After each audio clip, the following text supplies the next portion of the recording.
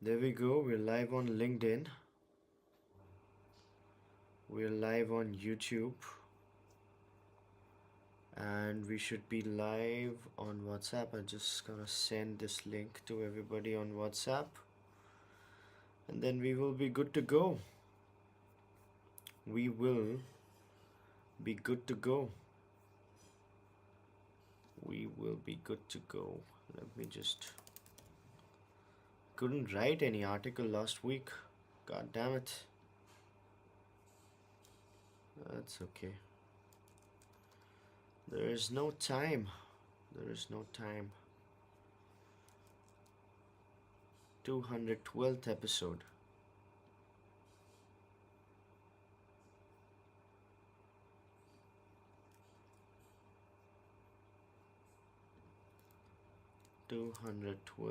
Episode of Thinker's Frequency. There we go. There we go. Perfect. Live on YouTube, live on LinkedIn, live everywhere, right? Let me get myself ready on LinkedIn. Yeah, it's live.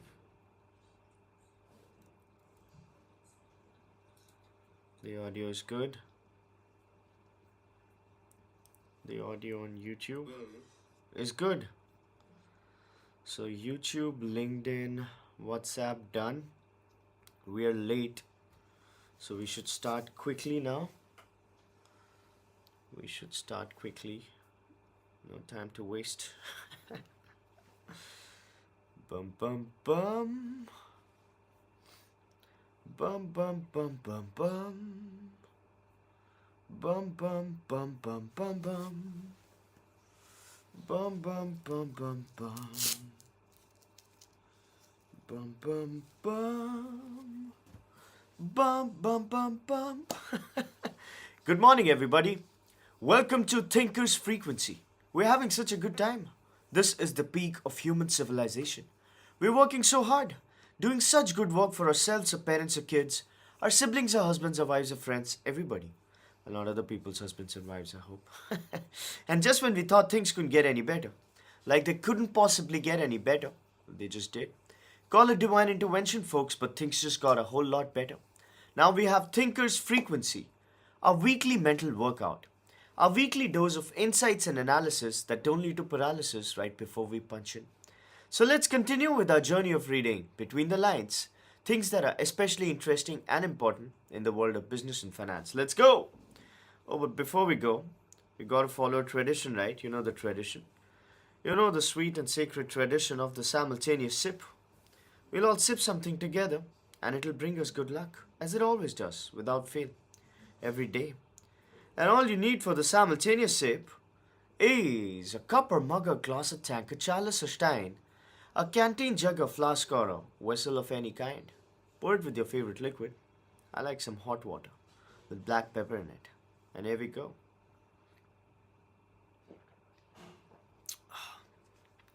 More than a sip that was. That was a gulp. That was really nice.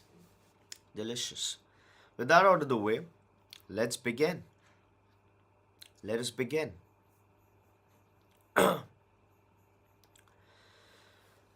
It's been an interesting week. Before we start with the analysis, let's come to the entertainment bit a little, right? The Oscars happened.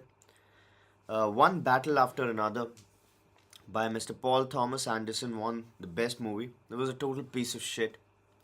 Tells you how much Hollywood has fallen, how far it has fallen. It's no longer about good movies. It's all about diversity, equity, inclusion. It's all about,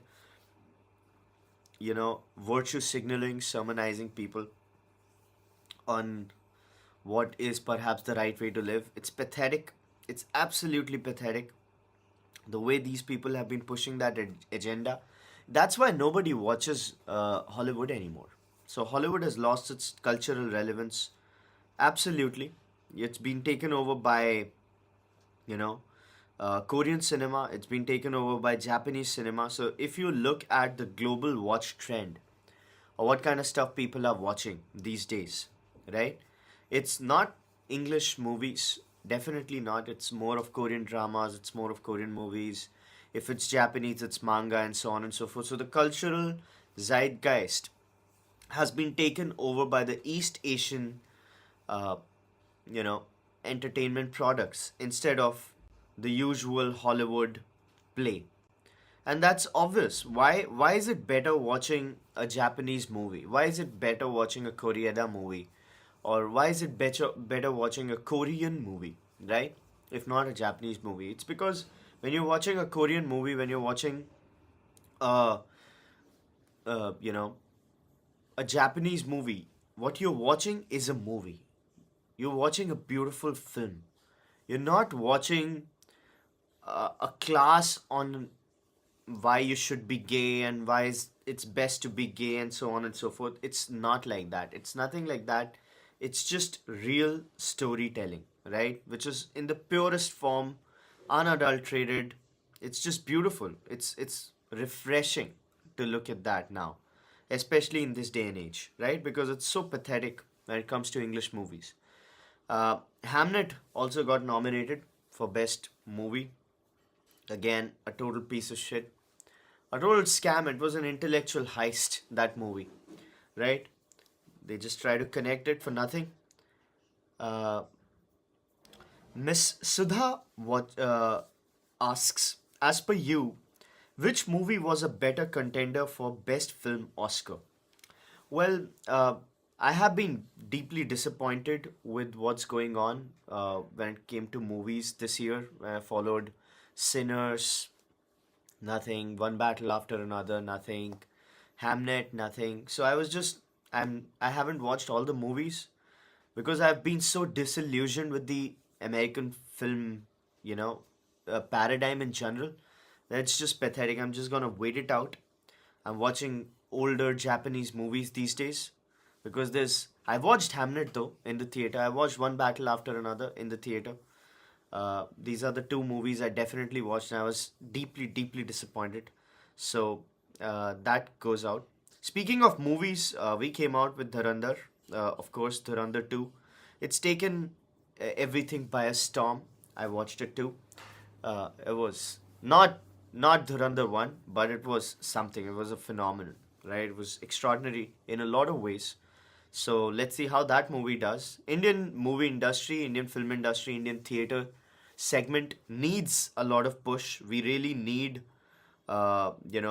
movies to survive, cinema to survive, because theater, business, theatricals as a business is in dire straits, which also brings us to what happened with the Netflix, uh, Paramount, and Skydance love triangle essentially. So Paramount is no longer going with Netflix, right? Netflix stock is up.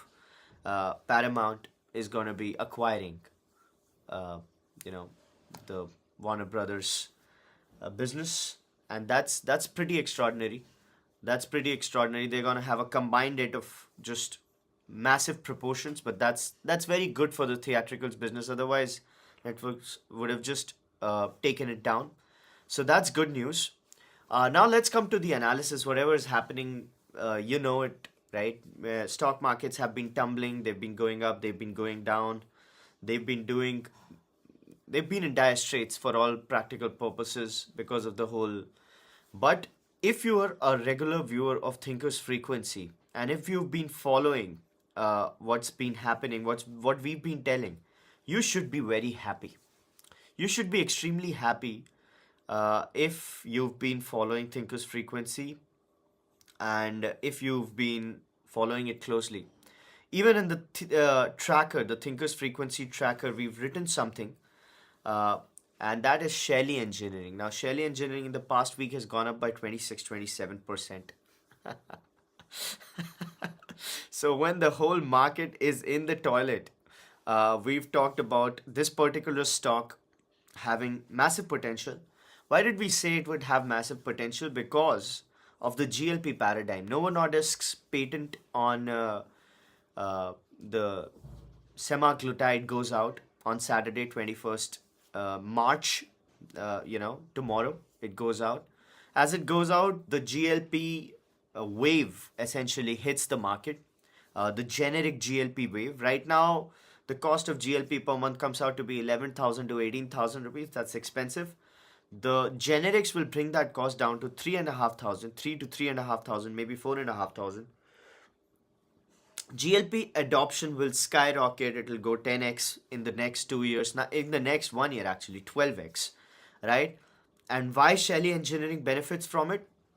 Because it provides the syringes, the plastic syringes, to be used to administer the drug. Now, this is against the oral medication that might just pick up, but right now it's all uh, glass. I'm sorry, the syringe play. And Shelley Engineering and Plastics was somehow related to this business, and we said that the only way to benefit from whatever's going to happen in the GLP play is by getting associated with a particular company which provides the raw materials that are going inside it, right? Plastics is obviously a very big component of the whole play. The pens, right? Refillable pens and so on and so forth for administering the drug. That is the vital component, and we said it's gonna really click. And we picked up Shelly Engineering, and the past week it has returned 26%. So I guess that's pretty big vindication from whatever we've been talking about. It's pretty awesome, right? I mean, I should get a thank you note or something. Remember, we made the tracker, the Thinkers Frequency tracker, for one reason and one reason alone. We're not a stock tip play, right? We don't discuss stocks like that. We don't talk about it. The reason why we wanted to have that tracker was just to help a fellow viewer of Thinkers Frequency who reached out to me and said, "Hey Nishant, I want to pair a debt of 10 lakh rupees. I have 1.5 lakh rupees in capital, and I can accumulate 1 lakh more in the next year. So 1 lakh of starting capital getting added by 1 lakh each year, and so I will be happy to have uh, you know some advice on how I can fix this particular play." And I was like, this is a worthy goal. This is an important goal, and we should try and do whatever we can to help you, sir. And so we began talking about these things. And for now, as of now, those things have really, really aged like wine, right? So if you look at Ether in the last month has returned, let me just check. In the past month itself, it's 7% up. In the last week itself, it's 7% up. Since we've been talking about Ether, the stock has been up more than 2.5 times in just last 6 months, 6 to 8 months. So 2.5 times, almost 3 times. Not almost 3 times, but yeah, 2.5 times for sure. The stock has returned. So that's amazing. Whatever we've been talking about. Now let's come to the anomaly. We've been talking about how gold is a hedge against geopolitical instability. Now, why is gold falling down, right? If gold is such a hedge against geopolitical instability, and if gold is supposed to be a way to not lose money, right? Then why has gold fallen 5%? So if you look at gold, right, fallen 9% in the last week. In the last month it's down 7%. 6 months it's still up 23%. But with rising uncertainty, with rising geopolitical rigmarole, gold should only go up, right? Now, why uh, is gold going down? So one of the reasons is, of course, whatever they are trying to do with the interest rates and the oil rise and so on and so forth, the inflation purchases. But the real reason is that uh, as this geopolitical uncertainty is going up, and as Brent is going up from $84 to $120 and so on, so to $104, $114, as Brent is going up, a lot of margin calls are hitting a lot of traders, right? And as these margin calls are hitting the traders, they are having to liquidate gold, the asset, to cover for those losses. So essentially, if you look at the stock market, it's pretty much in the toilet, right? Even the Indian one, of course, and whatever's happening outside is not green. So what they're trying to do is they're trying to balance, uh, cover their margin calls using gold, which is the only green thing out there. So that is a temporary blip in the gold story. It should not be conflated with an inherent weakness of sorts, because that's not what it is, right? But this is going to be sorted out soon, right? So Reserve Bank's buying is still on. Everything is still on. It's just that a lot of profit booking has started happening in gold, and that is not, willful profit booking. It's a lot of loss covering in other securities which have gone to the toilet. So that's what's happening with gold. Of course, there's a lot of problems arising because of the Strait of Hormuz thing. We've all heard that enough. It's almost boring now. Not downplaying the tragedies that are falling on people all over the world, not taking nothing away from them or that, but it's just exhausting to hear about the Strait of Hormuz travel problems. LPG obviously is in trouble, right? LPG shipments have been in trouble. That is leading to a renewed focus on piped natural gas, right? Because that's a very good alternative. LPG, of course, 60% of it is imports. A lot of it comes from State of Hormuz, so we're reeling under pressure. A lot of eateries are falling on the wayside. Eateries in stress are leading to workforce stress. So the world runs on second order and third order effects. Of course, second order effects of LPG has been the food industry, the food and beverages, food services industry getting hit.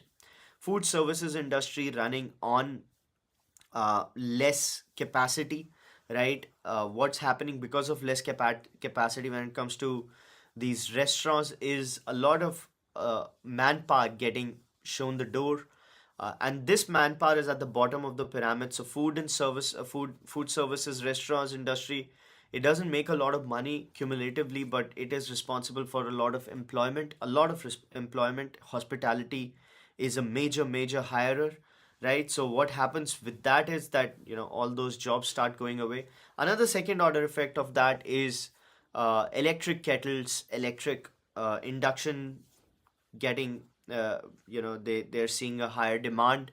Another uh, you know second order effect of the whole crisis is that limestone cost is going up, so steel cost is going up. 300 kgs of limestone is used in making 1 ton of steel, and steel producers are facing input costs going up, right? And steel producers are also scared of empty Chinese, Japanese, all of those vessels looking for alternative markets to land their steel. If that happens, India is going to be having a you know what do you call it, dumping kind of a situation when it comes to steel. It's not going to be good for Indian industry.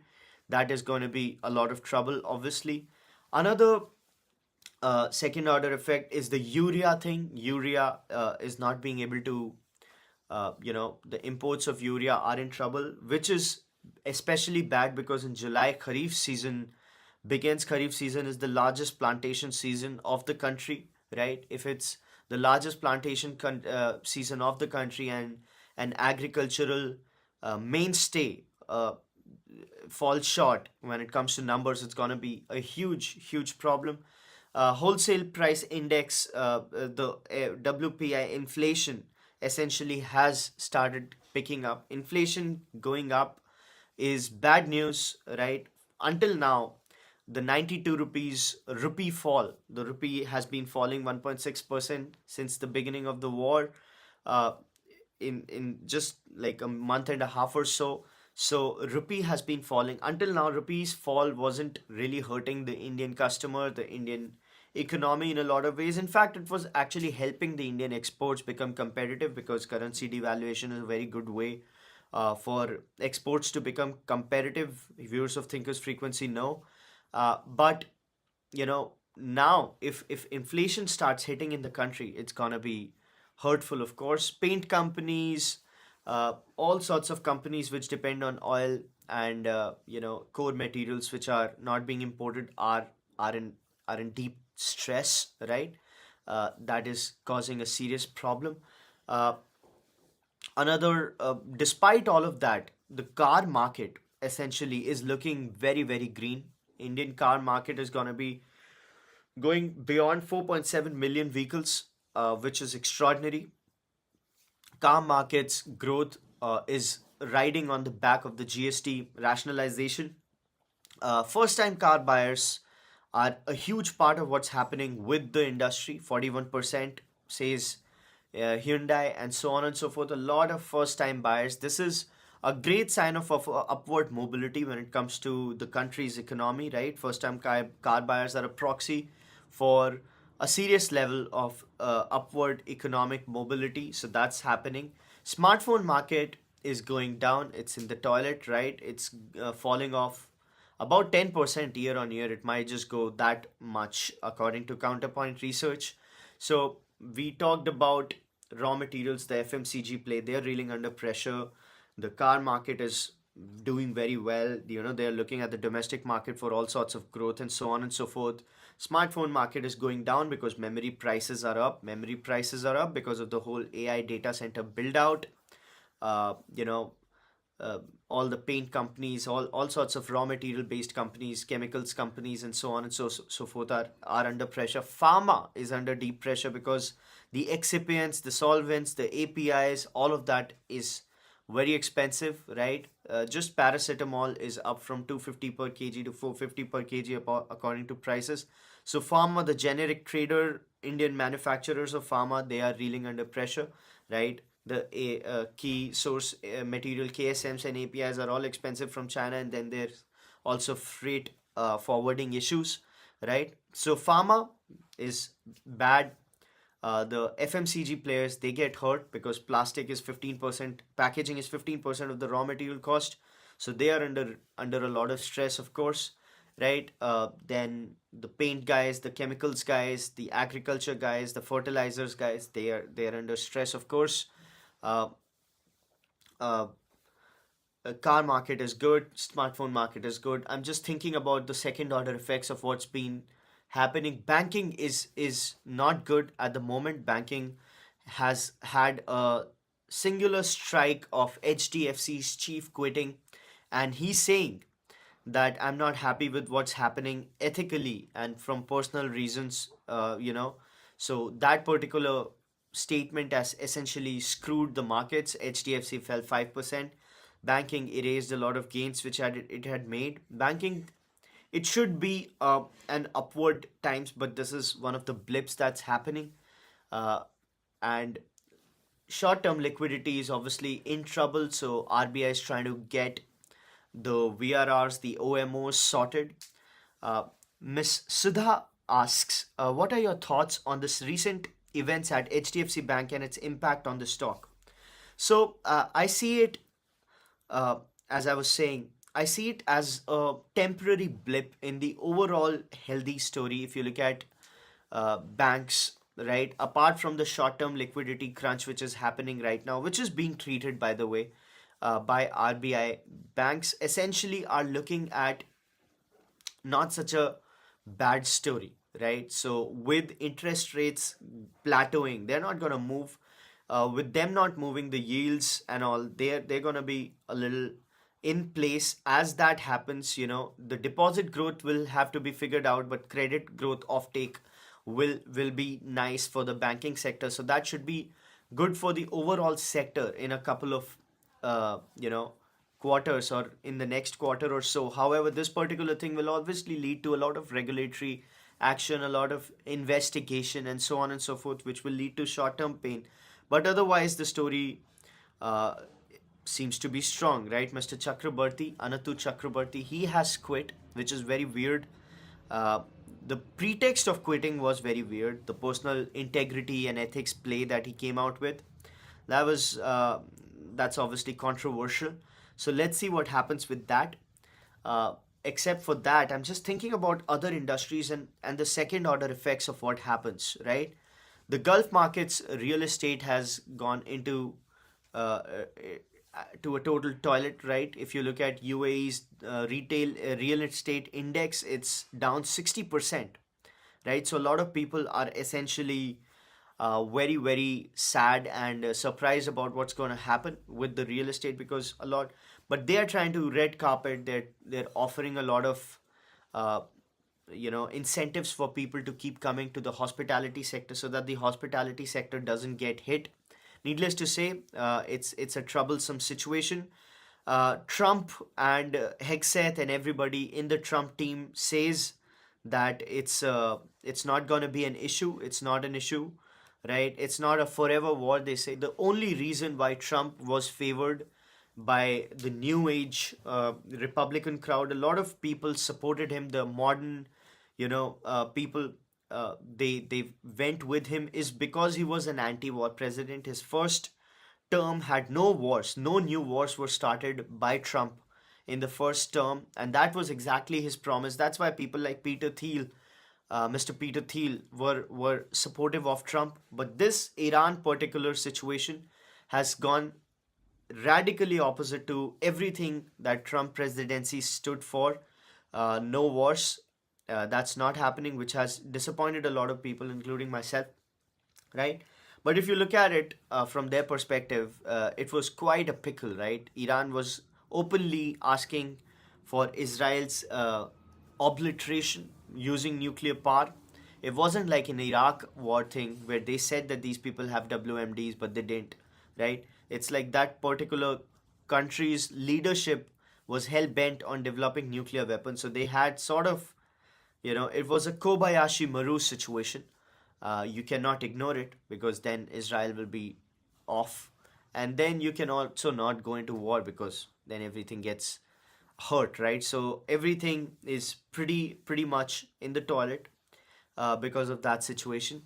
However, a lot of people are saying that Indian markets have been sold, right? So FPIs have been record exits, and now Indian equities have turned cheaper. So PE ratio of Indian equities have fallen from upwards of 23 to 21.8 or something of that sort, 22, which is healthy, which is not bad, considering Indian equities have uh, traditionally been more expensive than whatever has been, comparatively. So let's see what happens to Indian markets now, right? They say that this situation might just end anytime soon. Let's see. Iran is pretty hell bent on making sure that it doesn't. And if, you know, the war enters a guerrilla phase, right? Right now, it's still two parties fighting, which are organized forces. If it goes guerrilla, then it will be a point of no return, which will absolutely screw everything up, right? So let's see. Let's hope that that doesn't happen. Uh, am I missing anything? Let's come to the actuals, right? Uh, let's go with the actual analysis. I hope you're having fun. Not a lot of viewers today. Well, I understand, because, you know, my reach essentially is dependent on the articles I write, right? And LinkedIn and all of these platforms are so algorithmically driven that everything depends on, uh, you know, hits and misses, the content creation game, right? Which I'm not a part of, thankfully. But what I've realized is that the algorithm buckets a person into something. So if I have been popular for writing about startups, I just need to keep writing about startups. If I keep writing about startups, I'm just gonna get a lot of views, more and more, more and more, right?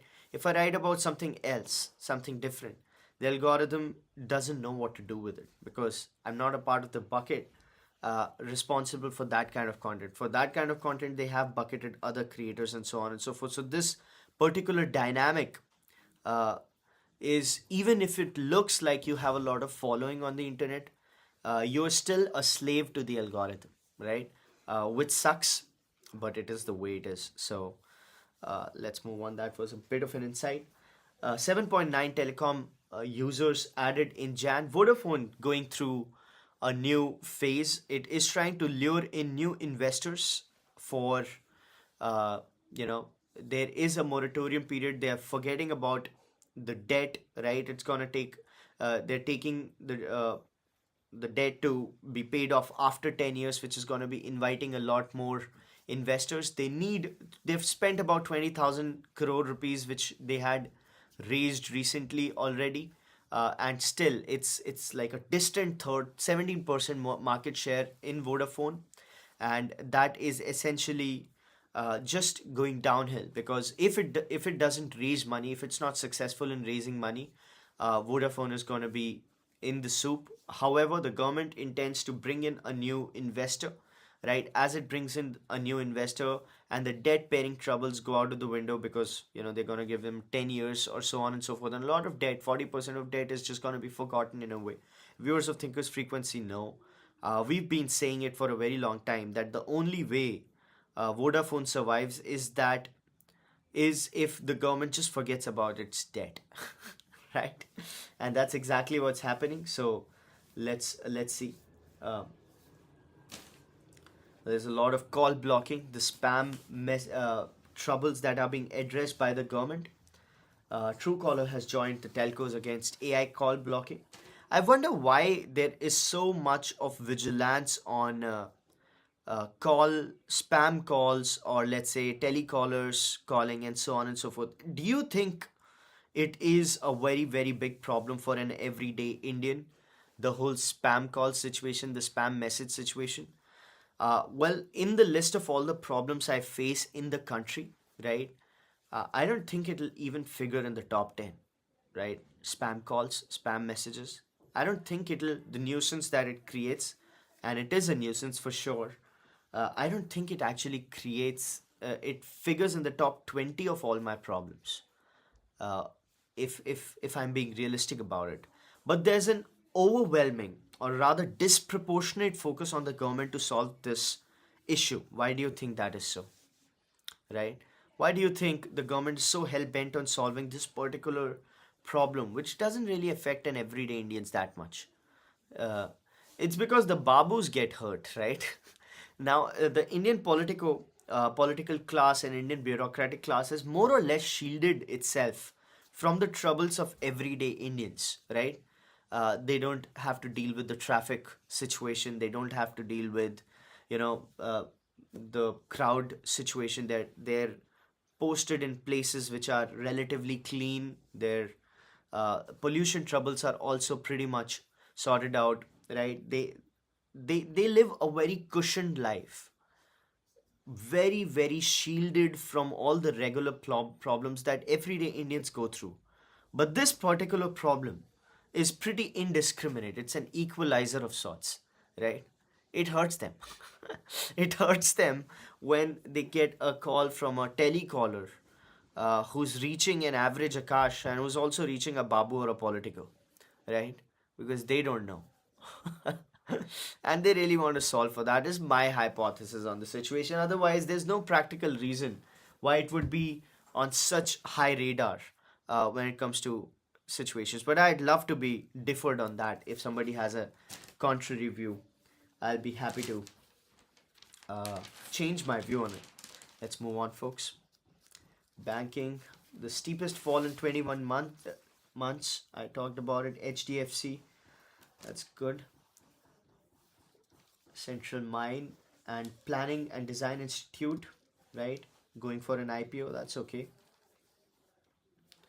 We've talked about HDFC's troubles. RBI's March and rupee support faces test from war and oil surge this year. Of course, RBI has been trying to do whatever it can do to support the rupee fall.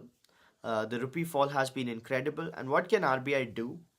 It can essentially make sure that it can conduct an OMO or a VRR, or basically RBI is finding two different problems. One is easing the supply of rupee, the liquidity in the short term money market for the bank borrowers, right? So it leads to actual interest rates downward, let's say percolation of interest rates downward the market, right? Down the market. Now, the second trouble is when it does that, and it spreads the system, it sprays the system with liquidity, the rupee essentially falls. So it has to also uh, conduct dollar swaps, dollar selling, and so on and so forth, rupee buying, which goes against the principle, right? In a way, you're gonna suck out the liquidity of the system. That's when rupee is gonna arrest its fall, and at the same time, the banking system is going through a liquidity crisis. So you're gonna spread the liquidity. So these two opposing forces are going to be working on, which makes it interesting, which makes it particularly interesting. So let's see what happens. Small cap valuation see a steep fall. We've talked about that. Markets are overall in toilets. EQT Partners in Group and ITC Infotech eye a chunk of Happiest Minds. Happiest Minds is an IT company. It's been founded by Mr. Ashok Soota. Mr. Ashok Soota is the founder of Happiest Mind. He's also the founder of Mindtree. He founded Mindtree and he was ousted from the company, right? It was a boardroom showdown kind of a thing. Interestingly, Mindtree got acquired in a hostile takeover by L&T later. And then he went on to found Happiest Minds, right? It's a mid-tier IT company. Now, the stock has fallen 40%, of course, because of the whole AI play. And now Happiest Minds is getting an acquisition call from these guys. So a lot of consolidation is obviously going to happen when it comes to Indian IT. This is another sign in that direction. A lot of acquisition, a lot of consolidation is going to happen. As we've said, there are inherent weaknesses in the Indian IT sector, and there are no easy fixes for that. Mid-cap companies are more suited for, uh, you know, essentially managing the trouble because of assumed agility that comes with lack of scale, right? So let's see what happens there.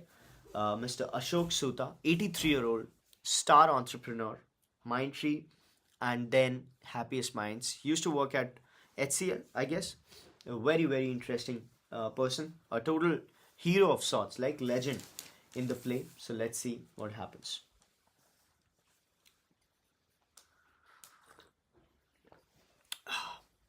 Let's move on, folks.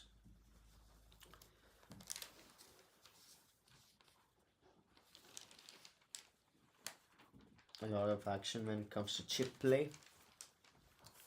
Nvidia is looking at the chips it can sell to China.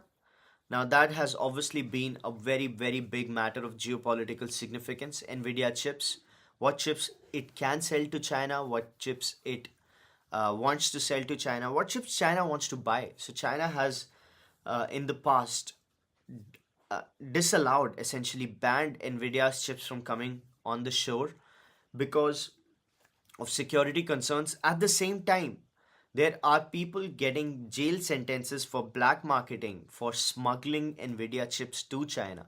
So, very interesting play. Mr. Jensen Huang says Nvidia could be looking at a $1 trillion revenue, right? Because there's not enough that can happen. There's no limit to what can happen when it comes to AI chips and so on and so forth. As that happens, more and more, memory prices will go up and up. As that happens, smartphone prices and electronics prices, essentially laptop prices, will go up and up, which will hurt the volumes, right? So, very interesting second order effects of whatever is going on in the AI market. Let's look at SanDisk's, stock price. SanDisk, oh my God. In the past week itself, it has gone 22%. SanDisk, in the past year, it's up 1200%. The stock was at $56. Now it's at $770. So it's basically 13x in a year. In actually six months. Yeah, 6 months it's 650% up. So that's what's going on in the memory market. We totally missed that call. We can't take credit for whatever is happening to SanDisk. We knew that memory business is going to be in great demand. Memory prices are going to go up. AI's data center build up, the chip build up will lead to memory shortages of sorts. But we didn't know about this particular security. We didn't know about SanDisk's stock because it's not in India and we only focus on Indian companies, more or less when it comes to investing. So we totally missed out on that, unfortunately. But it is yet a thing to think about, right? We've been talking about this, and just like Shelley, we've been talking about that as well. But Shelley, we caught on. This particular thing we absolutely missed. So whoever caught this on, they basically got 13x their money in less than a year, which is better than any bet that we've placed. The best we've done is like 3x in 6-8 months. This particular trade really broke all records for all practical purposes, right? So that has gone on. Let's move on, folks. Small pharma companies under pressure. We've told you about that. The excipients, the APIs getting costlier. Uh, Freight forwarding getting costlier, so they're getting hurt on both sides of the margin, right? The input costs, the transportation costs, and the costs aren't budging because they cannot raise the prices, right? Their pharma is deeply regulated price wise, because if medicines become expensive, things become great trouble, right? So small pharma companies in trouble, right? 250 to 450. We've talked about the APIs, paracetamol going 250 to 450. That's basically a proxy for whatever must be happening with the rest of the APIs. APIs is active pharmaceutical ingredients. It is the core which goes into making a medicine. It is what makes the medicine. It is the pharmaceutical ingredient, right? Indian pharma players, they just get the APIs from China and they just, it's basically a packaging trading kind of an operation. Although they're trying to reduce their dependence on Chinese APIs, still about 80% of all Indian APIs come from China. So and the rest 20% are also coming from different markets, must be rerouting. So, and this has been going on for 20 years, right? So we're totally dependent on China when it comes to the drug industry. Let's move on, folks.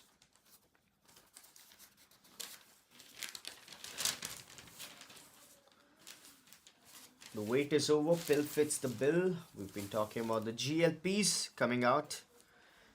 Companies rolling out on hot deals. Worries over cooling biz. Consumer companies, retailers fear June quarter slowdown in sales because of the Gulf War impact. So they want to.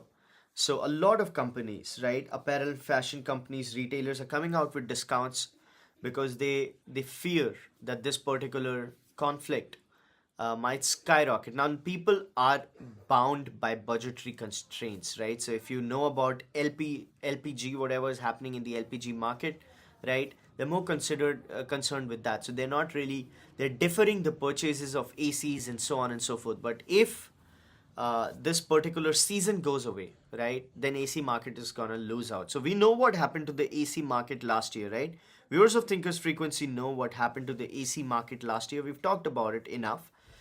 So monsoons came early, and because monsoons came early, people didn't need the ACs too much, right? And that sort of screwed the prospects. The AC companies, the cooling companies, even the ice cream companies, the beverage companies felt the heat, pun intended, and that sort of ruined their prospects. But this year, because of another trouble which has happened, right? The unforeseen rise in uh, household expenditure, that is leading to deferred AC purchases, and if that sort of screws up the market, it's going to be a bit of a trouble. So let's see what happens, folks. This was supposed to be a hot season. Beverages and ice cream makers are very happy, but we got to see, right? This is pretty seasonal, all of this. Let's move on. First time buyers, most in 5 years. We've talked about this. 41% percentages. FY26, 41 to 48% of first time buyers. FY25, 40%. 45, 39, 42. First time car buyers on a roll, which signals great economic upward mobility in the Indian play, which is very, very good news. Very good news. Let's move on, folks. Streaming surge lifts India's share in APAC content investments. India is now the third largest market in the region after the East Asian region, after China and Japan. China and Japan's streaming investments are going down. India's streaming investments are going up. Let's see how that particular thing plays out. India to account for 12% of APAC's projected $22 billion on content spend. Amazon, Prime Video, Netflix, and everybody else. Uh, a lot of it is, you know, uh, new content uh, sanctioning. Let's see how that particular plays out when it comes to uh, return on investment. Right? That's been a big worry. The Disney thing didn't work out. The IPL thing didn't work out for whoever took it. So let's see how this particular thing plays out. Since we've been talking a lot about car markets, Mercedes is also looking at firing people, by the way, right? JLR, the chief of JLR, Tata JLR, essentially, they've been talking about giving individual brands, individual businesses. JLR had a technical snag, right? The cybersecurity issue, which led to a 3 week shutdown of its plants, which led to a huge, loss. On a net level, they could only make like 33 million pounds of profits. Uh, uh, Tata Motors obviously doesn't make money, right? The net level debt is about 19,000 crores. So Tata is in trouble, but a lot of European companies are essentially looking at firing people. We've talked about Volkswagen firing people, Mercedes, Aston Martin. Stellantis looked at a $26 billion loss, 26% stock fell in one day. So all of these people are getting hurt because of China slump, and that's not stopping anytime soon. So let's move on, folks.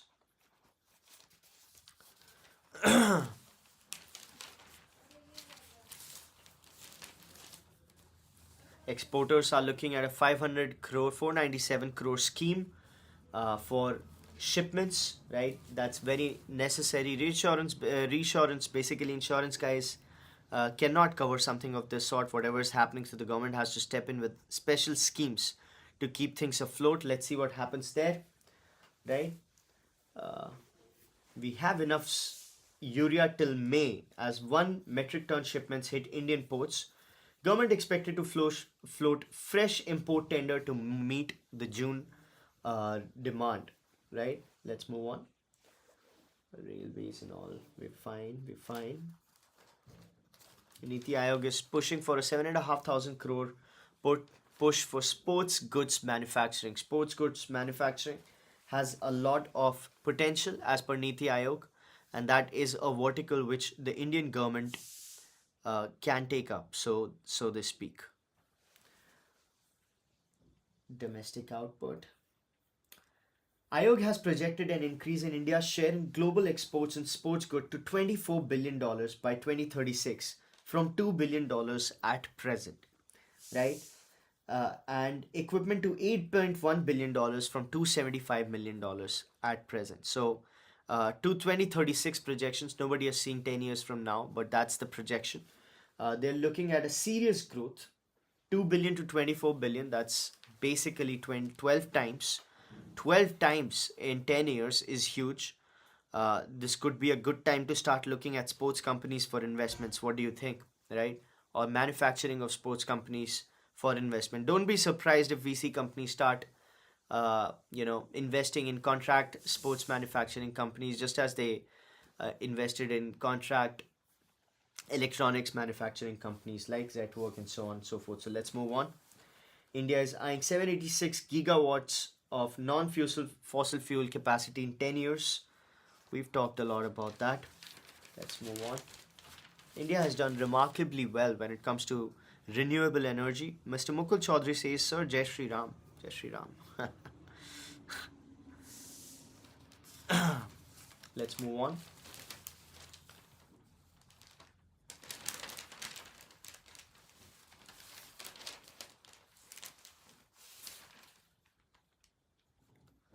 So that's that.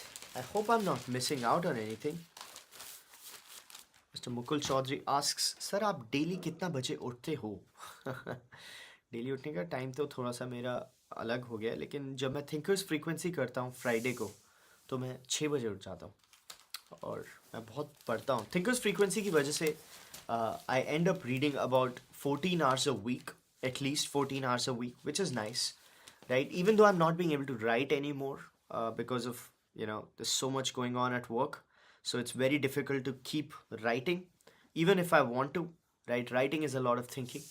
I do end up reading a lot, and that I'm very grateful for. So for Thinkers Frequency, and it's obviously a very good intellectual exercise which proves to be profitable. So if you've been a part of Thinkers Frequency, if you've been listening to Thinkers Frequency, uh, it's not just an intellectual exercise, it's also been a financially rewarding exercise for you all, I hope. Right, by the way, I'm thinking of doing a Thinkers Frequency meetup, guys. In Delhi, my friend has a very nice flat in Dwarka Sector 22. It's right beside Dwarka Sector 21 metro station, right? And that could be a very nice spot for Thinkers Frequency meetup. So it's a beautiful house, right? A big hallway, and she said we could actually conduct meetups of Thinkers Frequency there. So if you are a Delhi guy or a girl, of course, we could do this. So I'm probably gonna write a post about it. Thinkers Frequency meetup. Let's see what happens there. Sir आप बहुत ज़्यादा hard working हो says Mr. Mukul Chaudhary. Thank you so much, Mr. Chaudhary. Thank you so much. Let's move on. Microsoft is looking at suing OpenAI. If you know, Microsoft and OpenAI have a very interesting relationship. Microsoft invested $1 billion in OpenAI and then $10 billion. They are a partnership, 4951.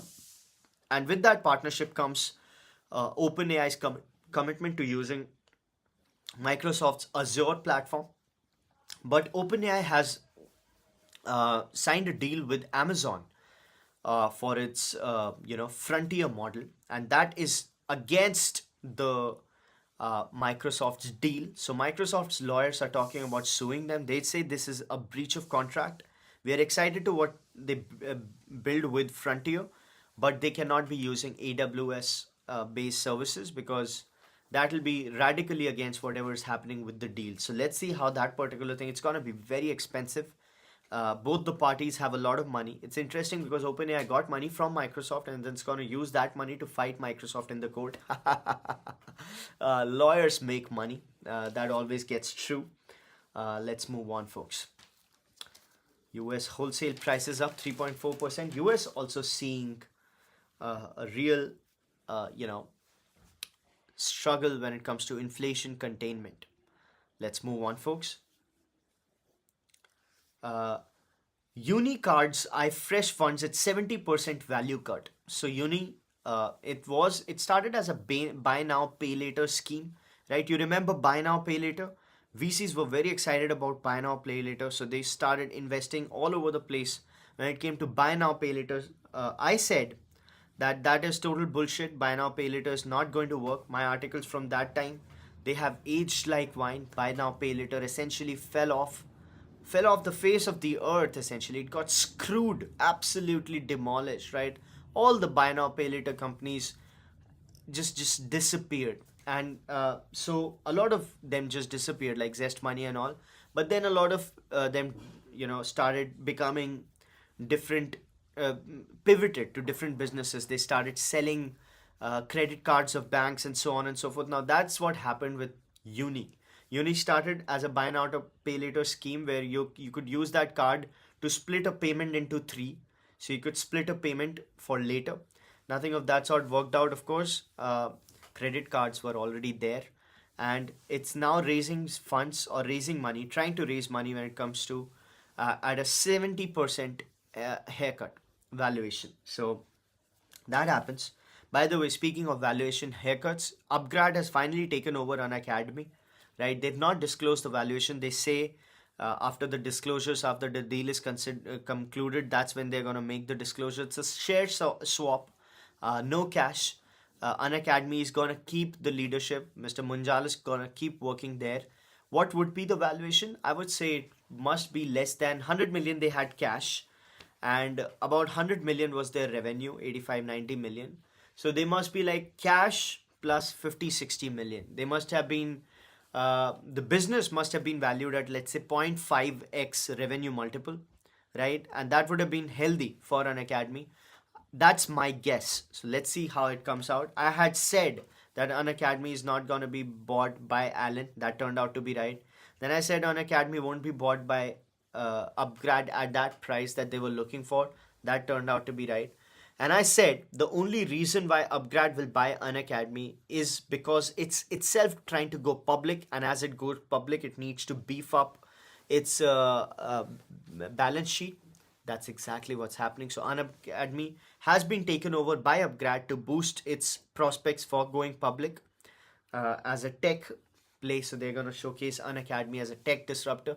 Nobody knows what tech disruption they did, but they got lucky. So if you look at venture funding, it's basically hype based, herd mentality driven, network oriented investments which have nothing to do with foresight. So all the buy now pay later companies which raised money, it's not because they were geniuses. It's not because their businesses were inherently healthy, or it's not because they did something or they had an insight in the market which nobody had. No, it's like because these people, these VCs, and they knew that there's this hot thing and we've got to put money on it, and then they had a bunch of friends who were willing to build in that particular area. That's how these people raise money, and that's the story of venture capital. It's the least, intellect-driven, most network-driven, venture class, I guess, and it's crazy how it's been happening. So let's move on. Let's move forward. You know, Nazara, the gaming company, is looking at buying 50% stake in Spain's Blue Tile and Best Play. That's happening, right? It's trying to be a full-fledged gaming organization. Let's move on, folks.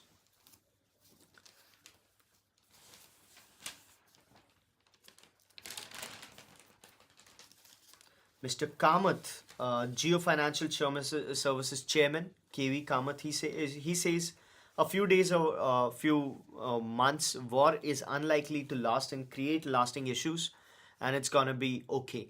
And that's a positive sign. Geo is obviously gonna be going public, and it's a huge issue. A lot of people have delayed their IPO. If you look at PhonePe, it's not going public now. It has quoted the war as a reason for its cancelling of IPO. Let's see what happens to other IPOs that are supposed to happen. Right, Ola is trying to raise money, by the way, by selling a stake in its battery cell unit. Ola is in the share is in the toilet. By the way, we predicted that. So, a lot of IPOs that are supposed to happen, and PhonePe's scare is pretty evident to everybody else as well. So let's see what happens. Iran has done something very interesting. It says whoever is wanting to pass through Strait of Hormuz, if they are the deal is happening in yuan, Chinese yuan, it's okay. If they are in dollars, they'll not let us pass. So they're basically directly attacking the petrodollar and basically attacking, accelerating the de-dollarization drive. So de-dollarization is the global paradigm, according to Mr. Ray Dalio, where dollar gets replaced as the reserve currency of the world. Right? Who replaces it? Nobody knows. Maybe yuan, maybe something else. But Iran is looking at that particular play. Let's move on, folks.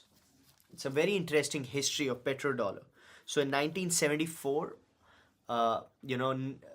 gold, dollar was depegged from gold. As it was depegged from gold, dollar essentially could lose all its value. But what Nixon did was, President Richard Nixon, he signed a pact with Saudi Arabia, which was the second largest, holder of crude after Venezuela or whatever. And he signed a pact where all of the crude that goes from there, right, it'll be dealt in dollars. And in exchange, America will provide protection to Saudi Arabia. Soon, all the Gulf, nations joined it, the Arab League, and that led to petrodollars rise essentially. And now Iran is trying to hurt it. So let's see what happens.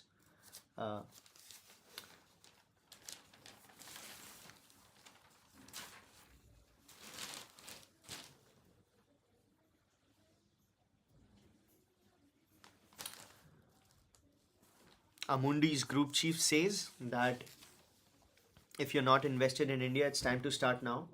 Let's see if FPIs listen to it. By the way, India is trying to lure FPIs by relaxing a lot of norms related to foreign investment. They had the press note 3 thing, which I told you about in the last episode of Thinkers Frequency, where they allowed Chinese ownership of less than 10% in companies to invest in India through the direct route. Otherwise, any Chinese ownership required a particular case to case review. Now they're also allowing ESOP allocation to border states, people situated there, not citizens of China, but people situated in those area of Indian companies to get paid without any problem. So a lot of things India is trying to do to get foreign investment, FPIs. That's clearly not working out right now. People are really exiting en masse. Let's see how that particular thing plays out. In the week, we in the last week itself we saw last week. I mean, the stock had a good day, then a bad day, then a good day, and then 2 bad days. This particular day as well, there was a couple of bad days, then a good day, then bad days. So very interesting times, very volatile times for the market. Uh, Focus should be on fundamentals. Focus should be on anti-fragility, right? And let's see how that particular thing plays out. Local sourcing of ingots and wafers may become must for solar cell companies. Of course, we import all the solar wafers and ingots right now, and those are to be manufactured in house, right, in the country. Otherwise, what's the point of solar manufacturing if the raw materials keep coming from China? So the government has proposed mandating the procurement of the listed wafers. So what they've done is they've created a approved list of domestic manufacturers, and they've said that this is where you get these wafers and ingots from. So is it a good strategy? Absolutely. Very necessary to have localization of parts and components. Otherwise, the entire manufacturing paradigm is just a sham. Let's move on, folks. Government parks 33,000 crores in industrial hubs, 100 plug-and-play parks to boot manufacturing, 2,500 crores for hydropower scheme also. Okay, so what they're trying to do is they're trying to create some sort of special industrial hubs, 100 acres to 1,000 acres. That's what they are doing. That's basically to streamline the manufacturing and logistics play. We've talked a lot about logistics and how the government wants the logistics spend per GDP as a percentage of GDP to come down from 9%. Each percentage that we reduce from logistics spend helps the country become more efficient, and it adds more points to actual GDP, right? So let's move on, folks. Direct tax mop up is up 7.2%. Collections lag 24 lakh crores by 2 lakh crore, the FY26 estimate, but there is still a week and a half to go. Let's see what happens in the financial year 26 when it comes to tax mop up is considered. 24 lakh crore is the target, was the estimate. Let's move on. DD Prasar Bharati is trying to monetize assets, not divest but monetize. There's a difference between divestment and monetization of assets. Divestment is when you sell, right, the stake or lands and so on. Divestment is basically monetization is they're trying to use the land parcels, just like they're trying to use the land parcels when it comes to railways, right? Railways has a long, heavy land parcel. They're trying to use that. They're trying to use that with Prasar Bharati as well. There was another big company, the Central PSU, which had the second largest land parcel, which they were trying to use. And I've spoken about it in Thinkers Frequency. I'm just forgetting about it right now. Which company was that? A PSU, which was essentially looking at monetizing its second largest land parcels after railways. I'm forgetting. If somebody remembers, please let me know. ArcelorMittal and Nippon Steel's joint venture is going to start next week, right? 70,000 crore plant. This is opening in Andhra Pradesh, and the beauty of this particular news bit is that the plant was proposed and the land was allocated in a record time of 2.5 months, which is unprecedented. In fact, it's it's godly. It's godly. It's unbelievable. So, uh, the company submitted its land request on August 30, 2024, and received allotment on November 26th, within 2.5 months. And that is exceptional. Now the work is going to begin. So, of course, Indian steel manufacturing capacity is going to be going up. India wants to protect its steel industry from Chinese dumping.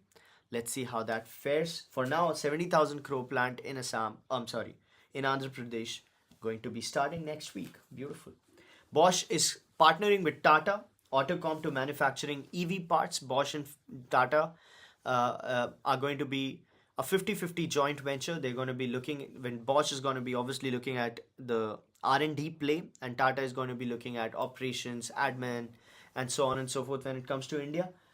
Sell and service e-axles and electric traction motors. So Bosch is the German engineering giant, engineering leader. Let's see how this particular partnership fares. It's a 5-year thing. We're going to be reevaluating it after 5 years. For now, 50-50. Let's see how that plays out. 5-year lock-in period. Let's move on, folks. India is advancing on key sustainable development goals, waste recycling, and so on and so forth. Let's move on. Are coffee prices going to go the cocoa way? So you know what happened to the cocoa way? Essentially, chocolate became very expensive. Cocoa, the raw material behind chocolates, became very expensive, and then it crashed 70%. Right? That's what happened. And a lot of this buying and selling happens because of big chains like Starbucks, and a lot of Hershey's and so on. These people buy big quantities, right? So future contracts and so on and so forth, they are to be taken care of. Now what they're thinking about is that coffee is going to experience the same thing. Now why coffee? Because if you remember, America placed tariffs on Brazilian coffee, and that essentially led to coffee prices going up. Now as that particular thing plays out, right, Robusta essentially flooding the markets. Arabica is essentially looking at a supply bulge, and that's not going away. So they expect the coffee prices to also fall sharply, just as cocoa prices did last year essentially. So let's see what happens. Arabica is the finer, more expensive coffee. It grows on the hilltops. Robusta is the slightly cheaper coffee, much cheaper. It grows on the plain land. Arabica can be dark roasted because the beans are susceptible to not fall apart when it comes to 570 degree of dark roast of 3 days and so on. Robusta, it just it bursts and so on and so forth. How do I know that? I read a book. I read 2 biographies of Mr. Howard Schultz. Howard Schultz, the founder of Starbucks. Very nice biographies. Pour your heart into it and onward. So I learned a lot about coffee. I mean, whatever I could from the book. Let's move on, folks. Unilever is trying to chew off its food assets. Unilever is the world's largest FMCG company. It's looking at divesting its food business. Why do you think it's looking at divesting its food business? A lot of those food businesses are not doing that well, and some that are, right, they are getting brought down by the laggards essentially. So it's shuffling its portfolio. Unilever, to be sure, also divested its ice cream business, the Magnum play, right? Unilever had bought a lot of ice cream companies, Ben and Jerry's and so on and so forth, Walls, and all these players, and now it's divested them and made them a separate entity. And now that's the same thing happening with food business. So they're going to sell off a few food entities, keep one, and then maybe spin off that food business so that the business can be aligned. So the new chief of Unilever is essentially a beauty guy, and beauty is where the money is, no pun intended. So let's see what happens. Let's move on, folks.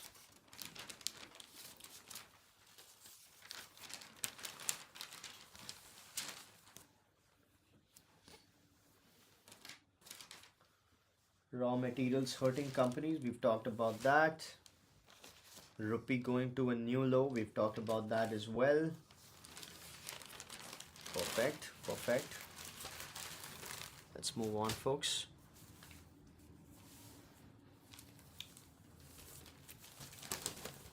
I'm very interested in watching the Kate Hudson movie. Kate Hudson, she got nominated again for an Oscar after 25 years. It's unrelated story. But I was just thinking about it. How beautiful is that? I recently wrote a book review of The Uncool by Cameron Crowe. Mr. Cameron Crowe is the writer, director of many good movies, but two phenomenally good movies called Almost Famous and Jerry Maguire. Jerry Maguire with Tom Cruise, Mr. Tom Cruise, and Almost Famous with Miss Kate Hudson. She got a nomination back then in 2000 when she was just a 19-year-old kid, 19-20-year-old kid. Now she's gotten 25 years later a new Oscar nomination. I'm very excited to see that movie. Let's see when I can get my hands on it. But again, when I wrote that article, it was a very well written, well thought out article on that particular book. It didn't get any visibility because I'm supposed to be, in LinkedIn's eyes, I'm the startup guy, right? Screw that. Let's move on, folks.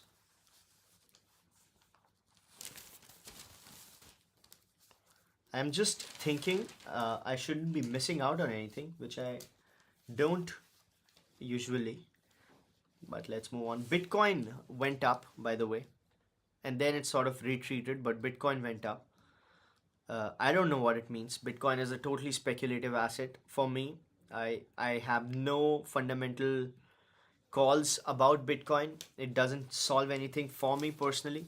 So no clue on that. But yeah, it did go up. And now again back. But it didn't fall off. So we were expecting it to go, let's say it was down to 58 lakhs. That was the least it went. So it could have gone down to 50 lakhs because that's where it was going, it seemed. But then it picked up again. Now let me see what's the Bitcoin price right now. It's 65 lakhs. So it's not really done a lot. In 1 month, it's up 8% though. 6 months, still down 35%. 1 year, still down 11%. 5 years, it's up 56%. So its returns are less than a boring stock, a large cap. Let's move on, folks. LG to supply Tesla batteries worth $4.3 billion. Bentley to cut jobs. We've talked about European car companies getting screwed by Chinese onslaught, right? Onslaught it is. Let's move on.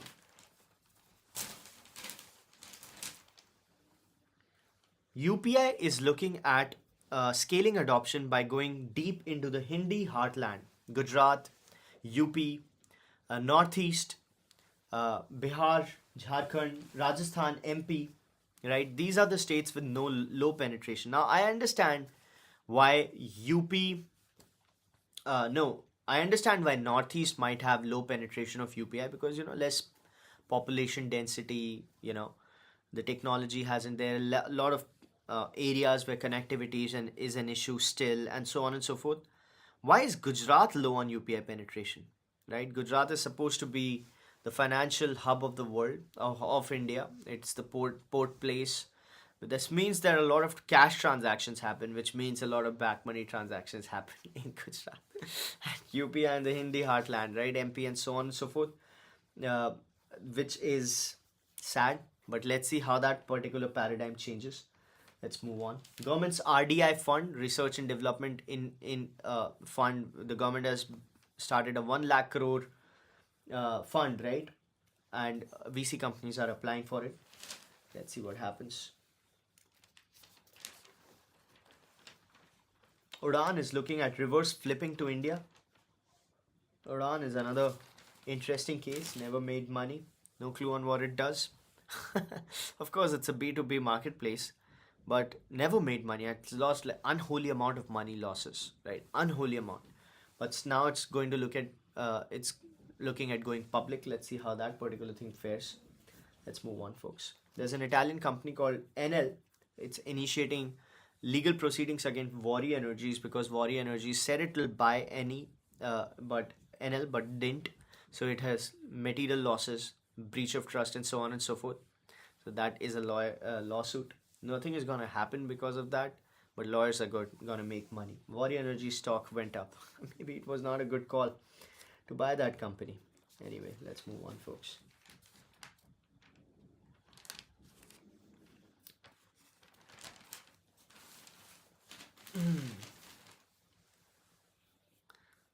India's $25 billion private credit market showing shocks, a few defaults here and there, nothing big. Let's move on. Adani is finally going to take over Jaiprakash Associates Limited, right? 14,500 crores upfront. Jaiprakash Associates Limited, responsible for developing Greater Noida. Pretty good work. But, this is India. Here, political businesses rise and fall with political tides. That's what happened with Jaiprakash Associates Limited. It was pro Mayawati government, then came SP, and then it basically got screwed, right? Let's move on, folks.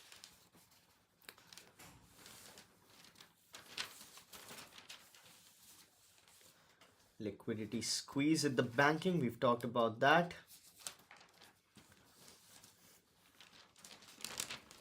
$69 billion going to open up as lock-ins break. So a lot of stocks, lock-ins are going to break. Let's see what happens to that. The stock market will definitely tumble. The shares which are opening up, retail investors are going to lose a lot of money. Let's move on, folks. Bharat Biotech, which launched Covaxin, it became a global force to be reckoned with, is working on a vaccine to tackle antimicrobial resistance. Antimicrobial resistance is a huge problem. Do you know about it? Does anybody have a clue on how bad the antimicrobial resistance problem is when it comes to diseases? So there's something called iatrogenesis. Iatrogenesis is iatrogenesis is basically disease of the cure, because of the cure. So you go to a doctor and then you get a new infection. And then when you get that infection, you die. So a lot of people essentially die in hospital, not because of the disease they had, but the disease they contracted when they went to the hospital. So that essentially screws everything, right? That is iatrogenesis. And Bharat Biotechs, they are trying to work on a vaccine to tackle that antimicrobial resistance. So a person, when he comes to the hospital to get a surgery or something, he can get that particular vaccine, and he can be assured of some sort of immunization against particular microbes that can inadvertently not just hurt his recovery from the particular industry, it essentially kills everything. So AMR is a big issue. Mr. Vaibhav Manocha says TB is a very common case of AMR. Not just TB, it's just a lot of things. So this is perhaps the biggest problem with medical science, right? Iatrogenesis, disease by the cure. Let's move on, folks.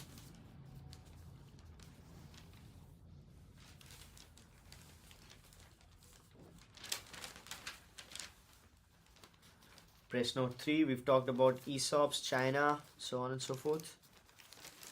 Labor shortages. Yeah, that's cool. JSW Kalinga is issuing a masala bond of 9,500 crores. 9,500 crores of bond. Rupee dominated bonds are called masala bonds. Now it's a very interesting structure. Does anybody know how JSW is essentially buying the Bhushan Power and Steel Play? It's not a straightforward transaction. It's a very, very complicated transaction. Very interesting, not easy to understand. So what they're doing is they're buying this bond, right? And then this bond, the JSW Kalinga, this money they're lending to JSW Sambalpur. Now JSW Sambalpur is then buying Bhushan Power and Steel along with another debt which is raiding, and then it becomes a 50-50 transaction with JSW Steel and Bhushan Steel. So it's a fairly complicated layered transaction to save taxes and all, but I didn't say it correctly, so I'll just uh, fish out the details for you. One part is clear: JSW gets the 9,500 crore masala bond. Okay, now that masala bond goes to JSW Kalinga, sorry, Sambalpur, right? So let me just fetch it for you. So okay, uh, yeah. So 9,500 crore bond sales by JSW Steels unit will be routed to JSW Sambalpur. JSW Sambalpur acquires Bhushan Power and Steel via slum sale. Slum sale moves Bhushan Power into JSW and JFE joint venture, and then JSW Steel also raises 12,000 crores over and above that. So pretty complicated, fairly complicated transaction, but it's gonna happen. You remember what happened with the Supreme Court?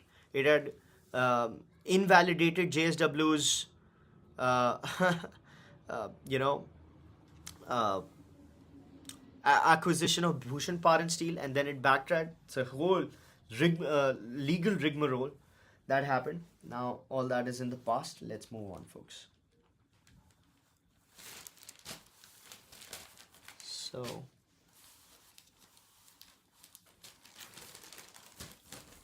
we've talked about inflation. We've talked about PhonePe deferring its $1.3 billion IPO. We've talked about JLR getting screwed and looking at a better year ahead.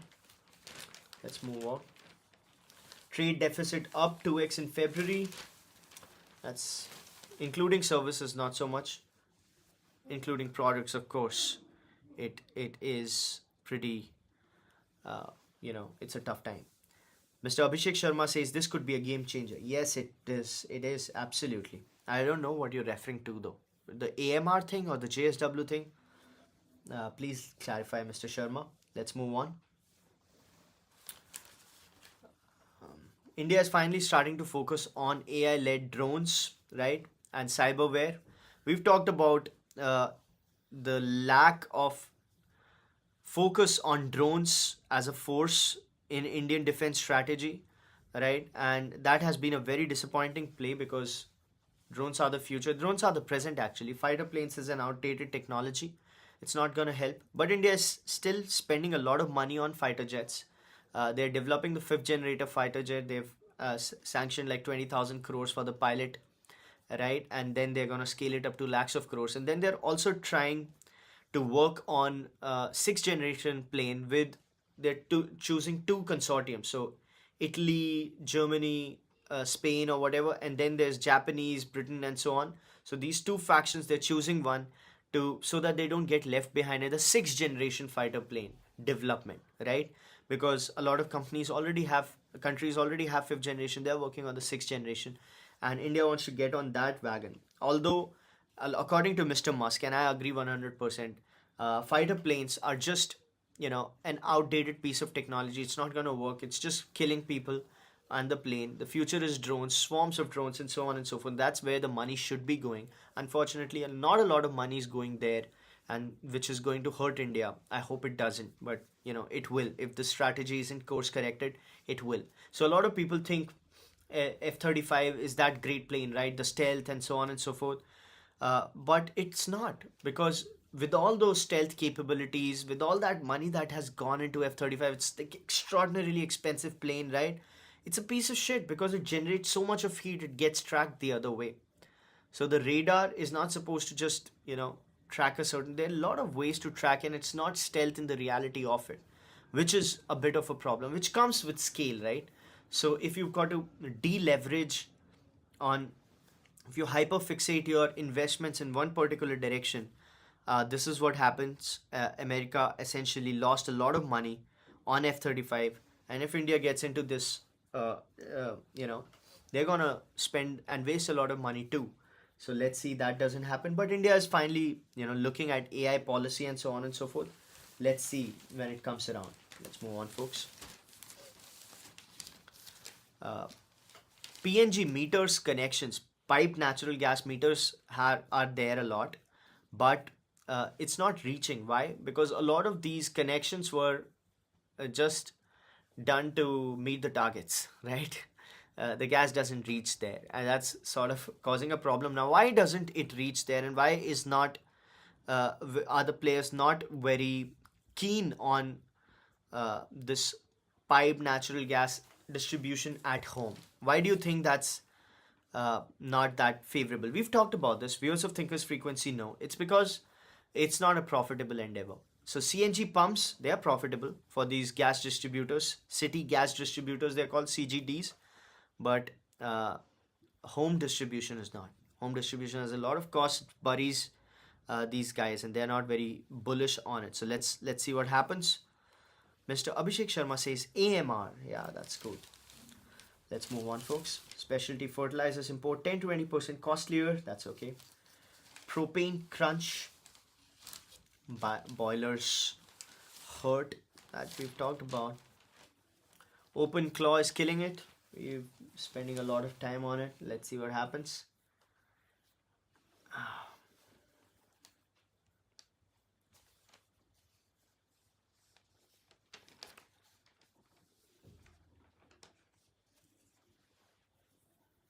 So they say AI as a contribution to the defense budgets. If you're looking at it, United States has a $1 trillion defense budget.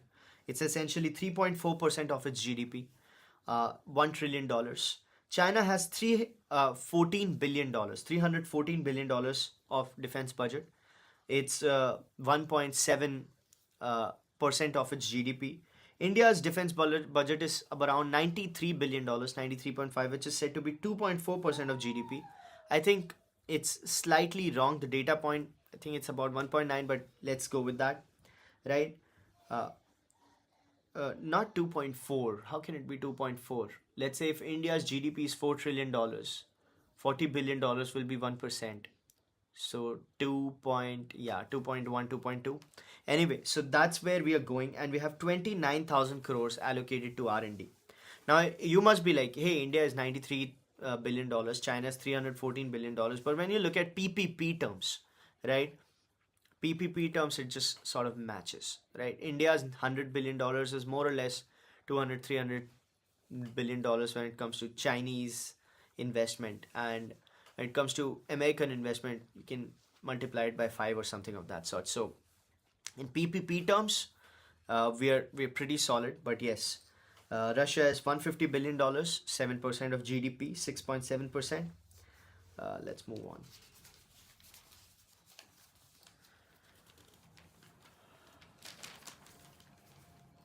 IDBI stock in the toilet. 21 million borrowers have dropped out. At the bottom of the pyramid, the microfinance play, 21 million borrowers. And this is the net borrower dropout count. So there's new borrower addition, then more. So if you look at gross borrower dropouts, it's much more. This also signals the strength of microfinance industry. It's come down by a lot, right? If you look at the total 3.2 lakh crores, right? The microfinance market was 3.2 lakh crores and the peak was 3.43 lakh crores. So it's clearly fallen off the cliff, but it is sort of maturing. Microfinance has internal weaknesses, as Madam Murthy said from Spandan Murthy. Madam Padmaja said from Spandan Murthy, Indian microfinance story has some problem, the delinquents. Now, what happens when borrowers go out of the financial system, formal economy, they start going to the informal lenders. Now, that becomes a problem, right? So the government is going to figure this out, hopefully. Let's move on, folks. Microfinance loan size, ticket size has also become bigger. That means, it's trying to cater to a slightly more secure set of users, not the cheaper ones. 75,000 plus loans. The loan size worth of 75,000 is up to 38%, right? As lenders back borrowers with good repayment history. 38% above 50,000, 33%. Earlier, 50,000 plus was 17%, and 75,000 one was 25%. So that's what's happening. Let's move on, folks. So 75,000 up, Good repayment history. That's what they're looking at. Let's move on, folks. Up and down. The market has gone in a lot of places. Let's move on.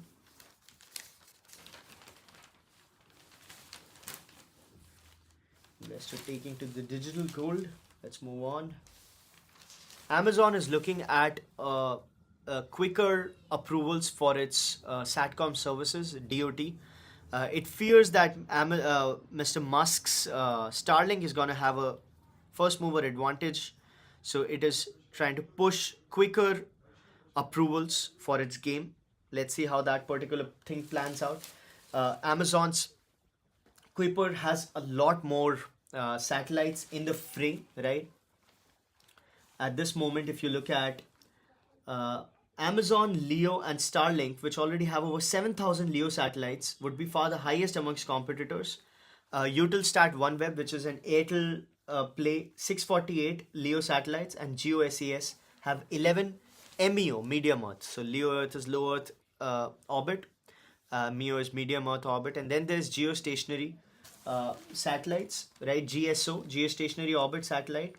So non-geostationary satellites have a total bandwidth capacity of 70 gigabits per second, while geostationary orbits is lower at about 58 gigabits per second. But once Leo happens, right, they go up to terabytes. So geostationary, then Leo, and then it becomes huge. So you think about having a reading group, sharing things we read this week, something on these lines, says Mr. Vaibhav Manocha. Sounds interesting. At this moment, I was looking at conducting or thinking of conducting a meetup, like Thinkers Frequency meetup, right? I'm in Delhi, so that's where I can do that. And I have a place, we have a place, my friend has a very nice place, and she is open to the idea of holding events, right? Sweet get-togethers, smart, sweet get-togethers. Thinkers Frequency is a good platform for that. So I'd love to know your feedback on it. I'll write a post about it. Let's see how that particular thing plays out. But yeah, Amazon looking at early approvals. So let's move on. 200 satellites in low Earth orbit, 3,200 satellites planned. Reading group. How do we structure that reading group though? Mr. Vaibhav Manocha has a suggestion. I have a question. How do we structure a reading group? I'm not sure.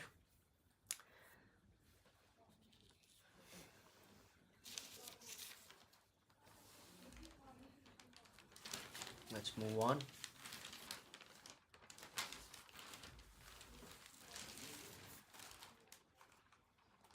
RIL has signed a $3 billion deal with CNT. Move on.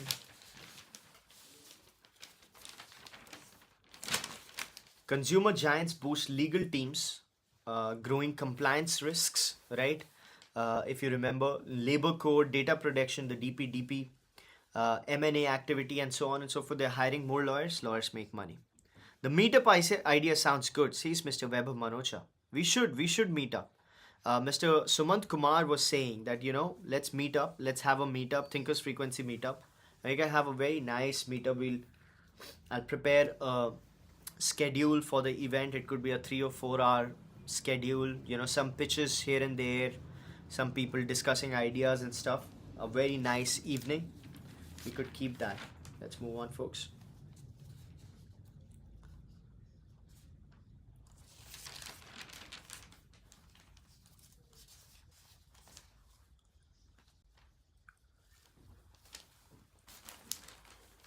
E-bus and truck makers get breather on localization norms. E-bus and truck makers, they were supposed to abide by some sort of localization, but they, since localization is so difficult, they were pleading to the government that these localization norms be relaxed a little, and they have been relaxed.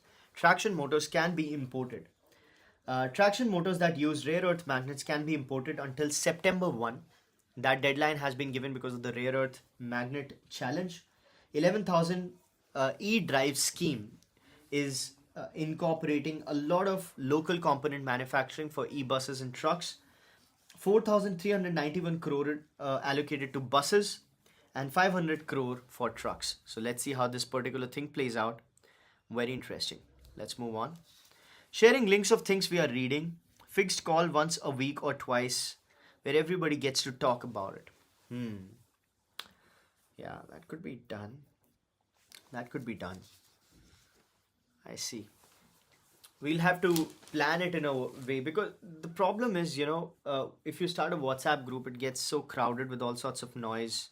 I personally hate WhatsApp groups. I'm not on any WhatsApp group, not even on family WhatsApp groups, right? So that becomes a bit difficult to manage the whole forum play.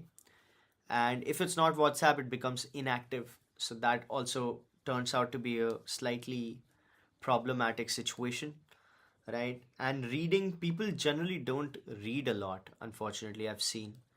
And what like I've been saying, if somebody has read something, somebody wants to discuss it, I would love to bring them on Thinkers Frequency itself, but nothing happens, right? No, I've not gotten one single request ever since I started inviting people because lives are busy.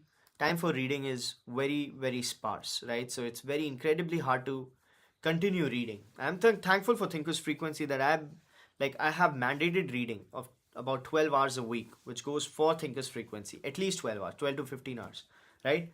And then if I read something extra, if I pick up a book, then it goes up to 20 hours of reading, which is awesome, which is great, right? It's like almost 3 hours a day, which is awesome. But other than that, if you don't have a regime for this, it's very hard for people to sustain the habit of reading, right? So let's move on, folks. But we can figure something out if we are very serious about it. I'm sure we can do that.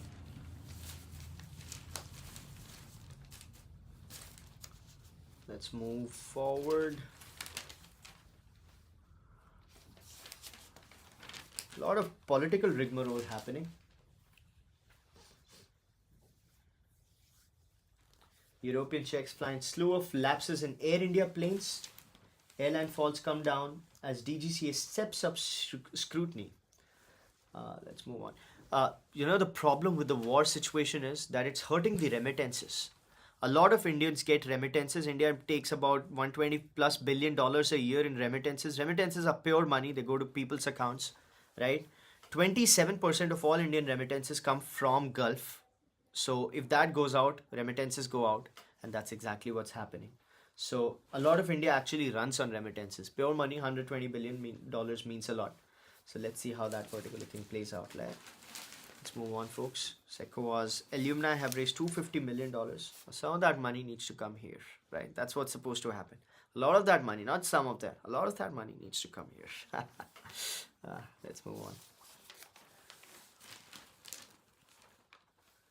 India is trying to ease the jet fuel price rise.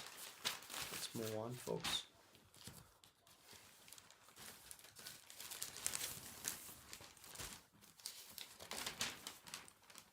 Oscars, we discussed that.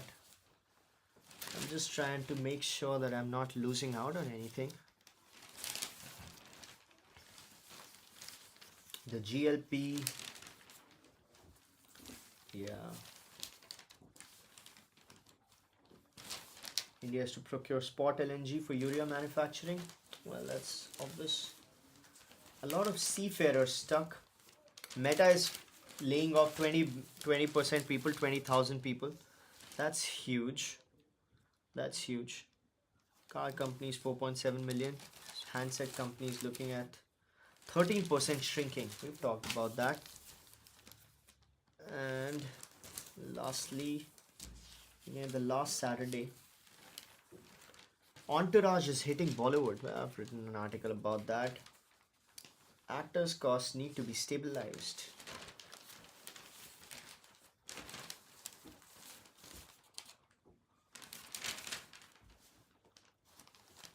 You know what? The urea thing is very important when it comes to diesel trucks. There's something called DEF input. The Bharat states 6 vehicles need to abide by DEF norms.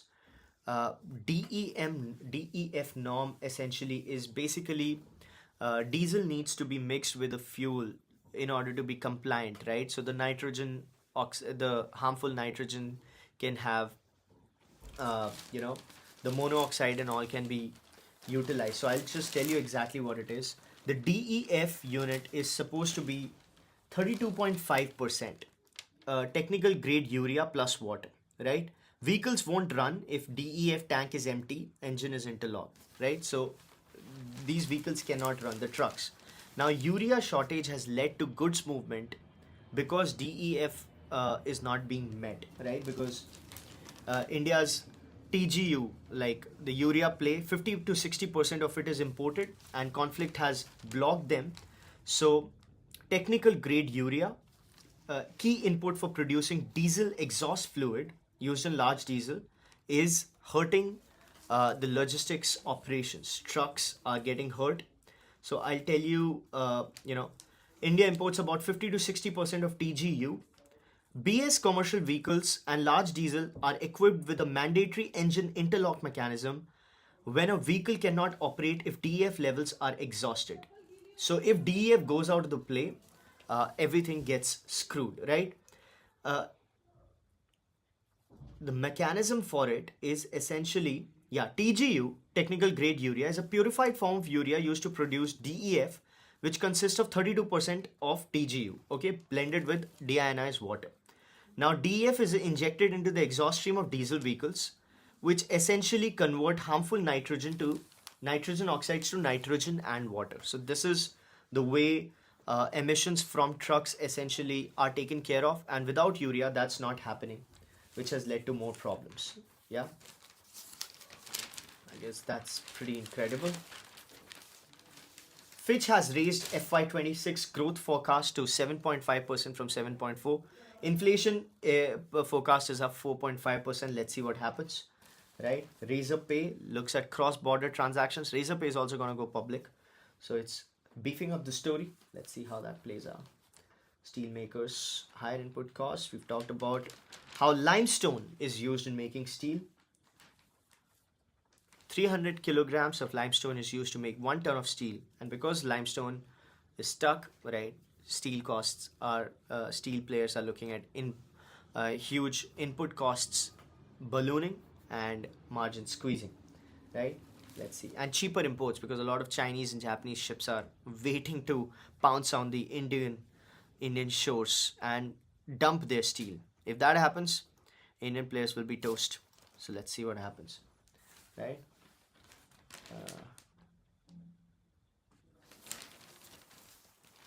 Akasa is going MRO. MRO is maintenance and overhaul, right? Maintenance, repair, and overhaul services. Airline businesses are hard. Akasa is trying to diversify using MRO business opportunities. They must have figured it out. Oh my God. Mr. Vaibhav Manocha says, what's your regime for the 12-hour weekly reading? So I make sure that I'm reading like a few business papers, right? Business Standard, Economic Times, and all of these players, right? And then some startup news, which is like essentially N Tracker and the, all of these players. So 2 hours a day, essentially one and a half to 2 hours a day goes, and then I try to pick up a book, some book, any book, right? Where I'm able to spend 30 minutes, 40 minutes if I'm lucky. But by the end of it, because I'm delivering this session, right, Thinker's Frequency, so if you notice, I am pretty much going very quickly on this, right? So if I'm trying to do that, I end up reading a lot just to be sure. And that essentially is like 15 hours a week. That's my reading. And I'm very lucky to have it, right? Let's move on, folks. Vedanta has raised 2,500 crores to refinance its debt. Vedanta has really gone up. The stock also. Aluminium, HCL, and so on and so forth. Done. We are covered, folks. We are pretty much covered for the week. With this, we should come to the end of the 212th episode of Thinker's Frequency. 200 episodes straight, and then 12 episodes. That's basically 3 months weekly. 3 months. How many days is 200? 200 divided by 30, essentially, right? So how many months is that? 6.5 months. and then you have 3 months. So 9 months of Thinkers Frequency. Cheers. I hope you had fun. I hope you learned something. Not a lot of people today, but that's okay. Right? Whoever was there, I hope you found value. I certainly found a lot of value thanks to you, thanks to this regime. I read so much. Please take care. Have a beautiful week. See you again. Hopefully, same place, same time. Bye bye.